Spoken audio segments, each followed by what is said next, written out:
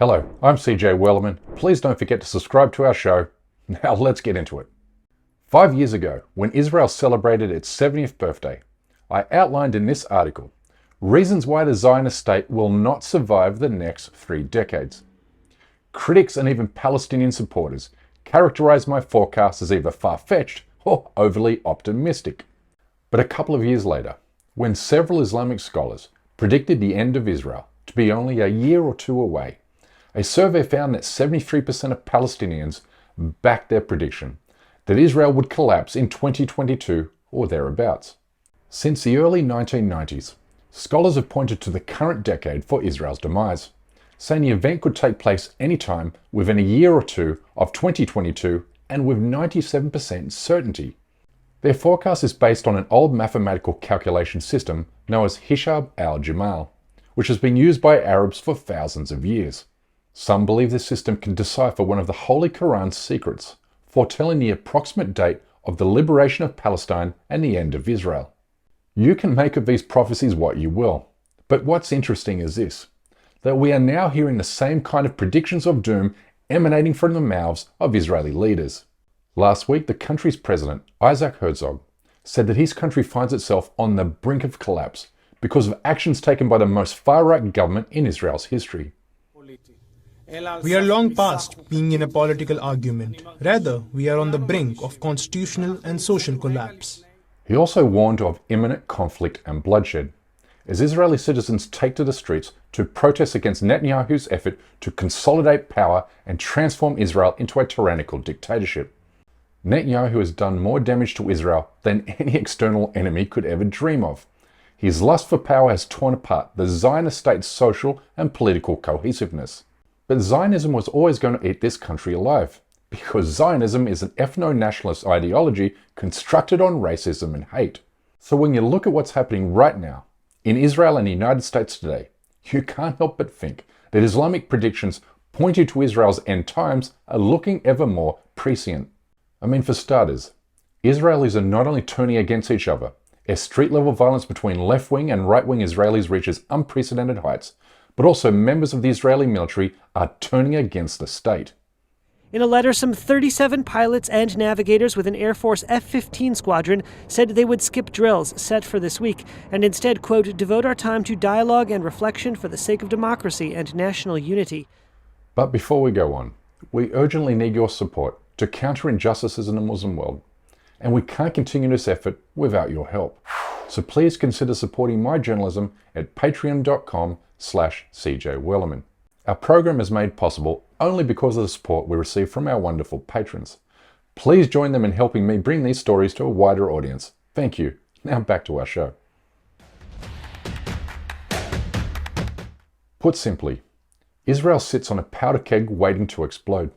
And it wouldn't be a stretch to argue that we are witnessing the opening shots in what could potentially be a protracted civil war. Watch here as an armed Jewish settler from the occupied West Bank tries to ram Jewish Israeli protesters on Monday night, an act of terrorism that would have seen him shot and killed were he Palestinian. But the key point here is this, that the state of Israel will not survive as a dictatorship. Sure, it can survive as an apartheid regime, at least for a while. But Israel cannot survive if Jewish and ordinary Americans perceive it to be anti-democratic for its Jewish citizens, because financial and diplomatic support will dry up, therefore isolating and starving Israel the same way the boycott movement killed off the white apartheid regime in South Africa. American Jews are now expressing their disgust. Israel doesn't need more bombs and more money for weapons to defend itself. What Israel needs to do is it needs to stop its stranglehold on Gaza and its occupation and displacement of the Palestinian people. A recent survey found that Jewish Americans are shunning the Zionist state in increasing numbers, with 35% of American Jews believing Israel to be an apartheid state. We need Palestinian rights in so many ways that are so much deeper than just the end of the ceasefire. Until the occupation ends, the fight and the violence will continue. Zionism is not Judaism. Being anti-Zionist is not being anti-Semitic, and that actually It is the most Jewish thing to be able to step up against apartheid, against settler colonialism, against this ongoing oppression and occupation. Support, or a lack thereof, from Jewish Americans and the wider American public is significant, because without it, the criminal occupation of the Palestinian territories is unsustainable for Israel. Because the success of the settler colonial enterprise is not only dependent on US taxpayer dollars, but also popular support from American voters. And once that support evaporates, then there's no incentive for US lawmakers and diplomats to shield Israel from punishment at the United Nations. Remembering that US veto power at the UN is the only thing that has blocked the international community from putting a stop to Israel's illegal settlements. So, let's take a close look at the dwindling support for Israel in the United States. A Gallup poll taken in April found that Democratic voters sympathize more with Palestinians than with the Israelis, with a growing majority now viewing Israel to be a state with segregation similar to apartheid. And it also found that a majority of younger Americans now side with Palestine. For the very first time, a poll by Gallup finding that Democrats are likelier to sympathize with Palestinians than with Israelis, though a majority of Democrats have a favorable view of Israel. The question asked being, in the Middle East situation, are your sympathies more with the Israelis or more with the Palestinians? 49% of Democrats sympathized more with the Palestinians and 38% sympathized more with the Israelis. Public outcry from the international community in response to the murder of Palestinian American journalist Shireen Abu Akleh by the Israeli army last year, as well as ethnic cleansing of Palestinians in East Jerusalem, have been massive contributing factors to these shifts in perception as well. And Netanyahu's move for dictatorship has cemented negative perceptions of the Zionist state, as has the recent attack by settlers on Palestinians in the occupied West Bank and the routine bombing of Gaza, where 2 million Palestinians are locked in a steel cage. Americans and Europeans are also becoming acutely aware of Israel's strategy to murder Palestinian children in the occupied West Bank as a means to silence the next generation of Palestinian men. And Americans have also witnessed the rising violence by Jewish settlers on Christians, and the recent attacks on American evangelical Christians in Jerusalem.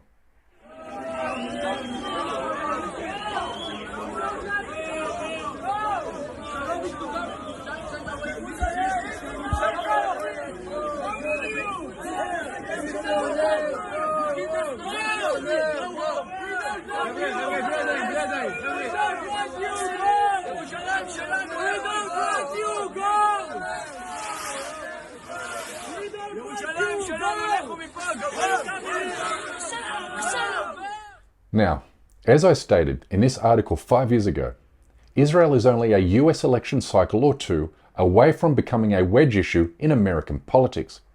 And when that day inevitably comes, the unconditional US support Israel enjoys at the UN will be over. And that will be the day that will not only kill Israel's illegal occupation of Palestine, but also Israel's claim to being a Jewish state. So, with all of that said, were Islamic predictions of Israel's end times accurate? What do you think?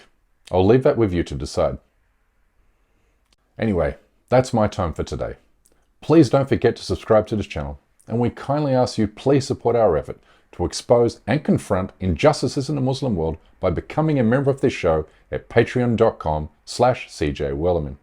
We can't produce, sustain and grow the show without your help. We offer exclusive benefits to those who do. But for now, good night, good morning, wherever you are, and stay blessed.